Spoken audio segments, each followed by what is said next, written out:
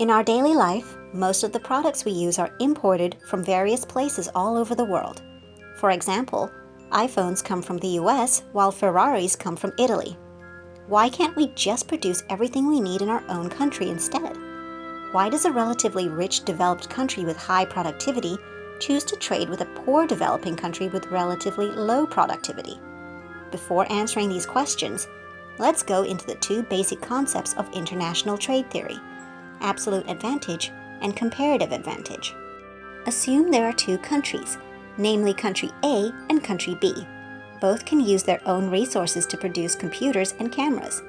In country A, every unit of resource can be used to produce 5 computers or 10 cameras, while in country B, every unit of resource can only be used to produce 3 computers or 9 cameras.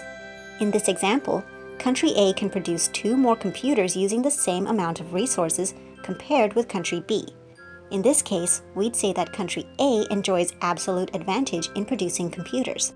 In other words, country A has higher productivity in computer production than country B when they have the same amount of resources. It also means that country B has absolute disadvantage on this matter, a lower productivity in computer production. Similarly, as country A can produce 10 cameras using 1 unit of resources while country B can only produce 9, country A also enjoys absolute advantage in camera production. In this example, we can see that country A has absolute advantage in the production of both goods, while country B has absolute disadvantage in both areas. However, an absolute advantage doesn't guarantee a comparative advantage. Comparative advantage means that when producing a particular good, one country needs to forego a smaller amount of another good compared with another country. In our example, country A can use 1 unit of resources to produce 5 computers or 10 cameras. In other words, country A has to forego 10 cameras for every 5 computers produced. So for country A, the opportunity cost of producing 1 computer is 2 cameras, and the opportunity cost of producing 1 camera is half a computer. Country A's opportunity cost of producing 1 computer equals 10 divided by 5 equals 2 cameras. Country A's opportunity cost of producing 1 camera equals 5 divided by 10 equals half a computer. How about country B then? In country B, every unit of resource can be used to produce 3 computers or 9 cameras. In other words, country B has to forego 9 cameras for every 3 computers produced. Therefore, the opportunity cost of producing a computer in country B is 3 cameras, while the opportunity cost of producing a camera is 1/3 of a computer. Country B's opportunity cost of producing 1 computer equals 9 divided by 3 equals 3 cameras. Country B's opportunity cost of producing 1 camera equals 3 divided by 9 equals 1/3 of a computer. Now we know that country A only needs to forego 2 cameras for every 1 computer produced. Comparing to the 3 cameras foregone by country B for every 1 computer produced, country A forgoes 1 camera less. We'd say country A enjoys a comparative advantage in producing computers. For the case of cameras, country A has to forego half a computer for every 1 camera produced.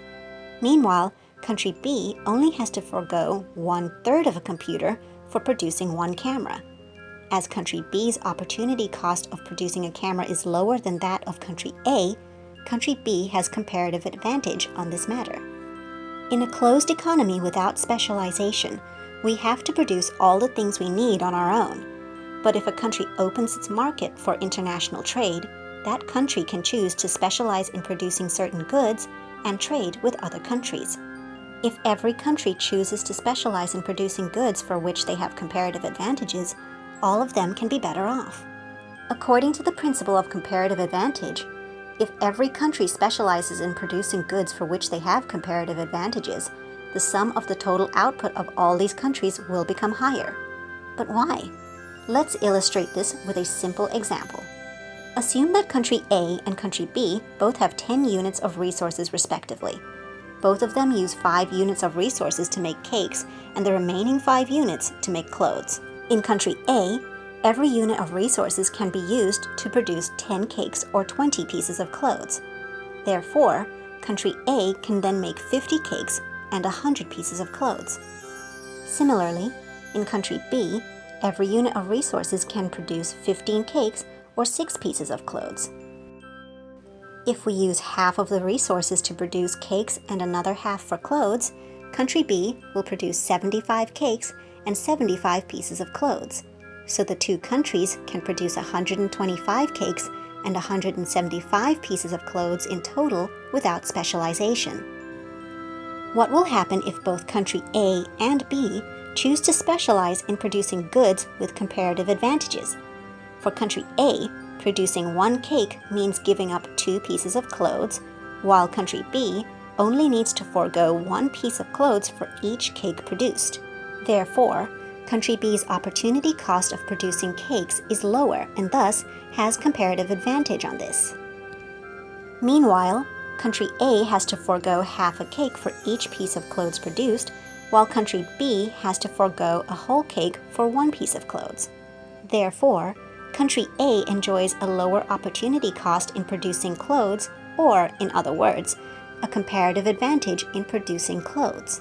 If country A uses all 10 units of resources to make clothes, in which country A has comparative advantage, a total of 200 pieces of clothes can be produced.